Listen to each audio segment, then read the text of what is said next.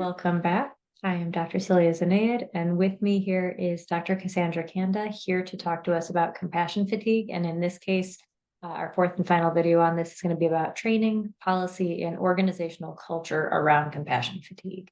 So just to get us kind of started off here, what kind of ongoing education, training, how can that be structured to kind of just regularly keep up with any kind of compassion fatigue needs that are going on for clinicians serving in conflict areas? It's a little bit akin to some other points that I've made earlier.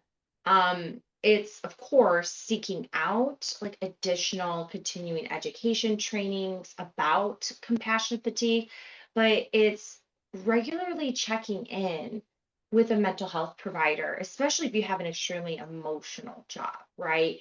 So for example, if you have someone that you've met with before, maybe with certain, if you have a certain caseload or certain type of patient that you see and you're feeling particularly stressed, maybe you don't need a ton of therapy, but you meet once a month, or maybe you check in, during the winter, you need some support, right? So you have someone that you regularly rely on.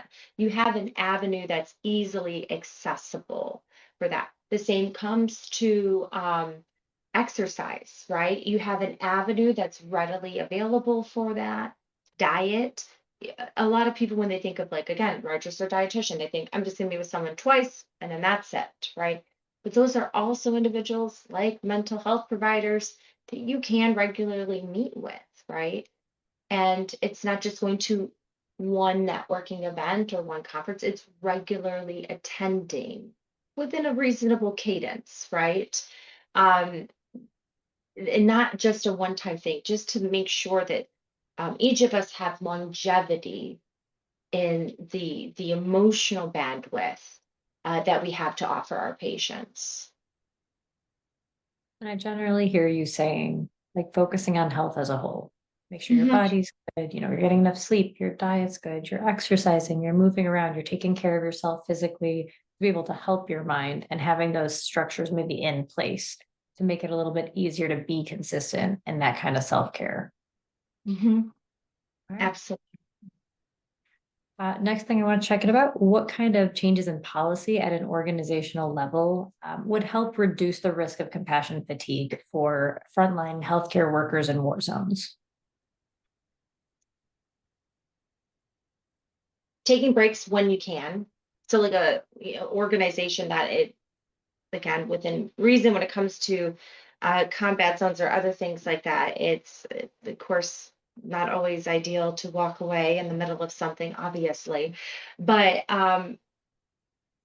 even if it's like a small break, grabbing a coffee, chatting with someone briefly, doing what you can to just pause,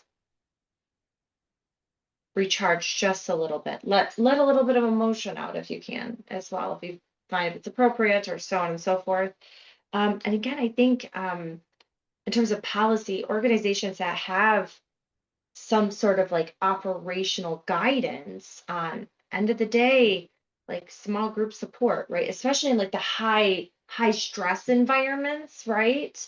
Like you have some sort of like, if you're going with a team, you have some sort of like structure around how are we going to support each other at the end of a long day? How are we going to debrief, like a good debrief session, ultimately?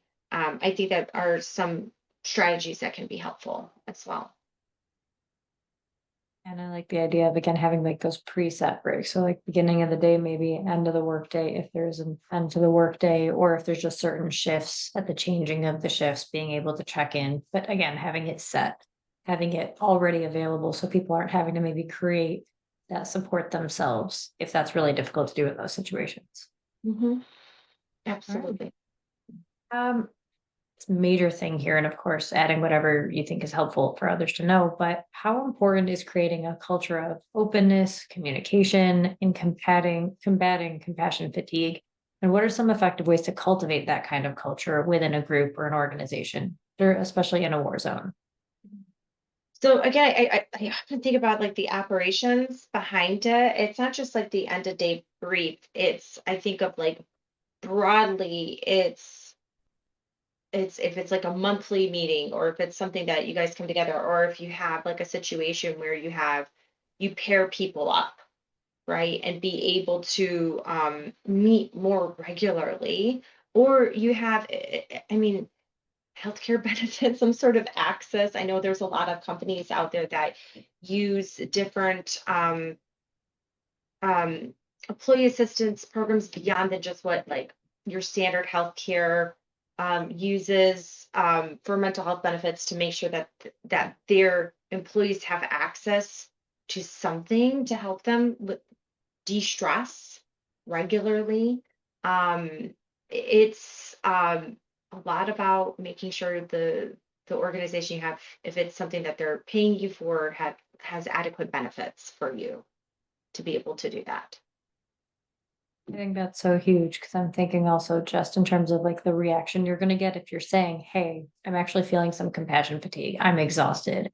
And such a difference it would make if you've got a leader on site who's like, hey, here's the resources we have to help. Here's what we can do. What can I do for you? Versus someone who's like, I don't have time to deal with this. Like, just figure it out. Again, understandable sometimes in the circumstances and not exactly creating that culture of it. So just really having the resources in place ideally to respond in that way.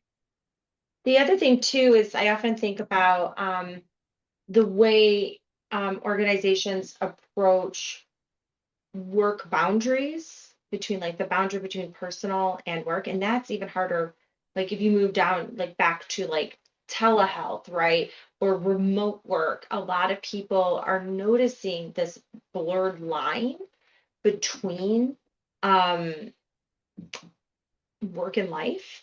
And it becomes, if you're working for an organization that doesn't care at all about that barrier, it becomes very toxic at some point, and it feels like you're being poisoned slowly over time, right? So organizations should do what they can to promote, like, you seem like you're not feeling well today, you need to go and rest, right? Or you have something going on with your family, you need to go spend time with them. When you're refreshed, come back here ready to work, right?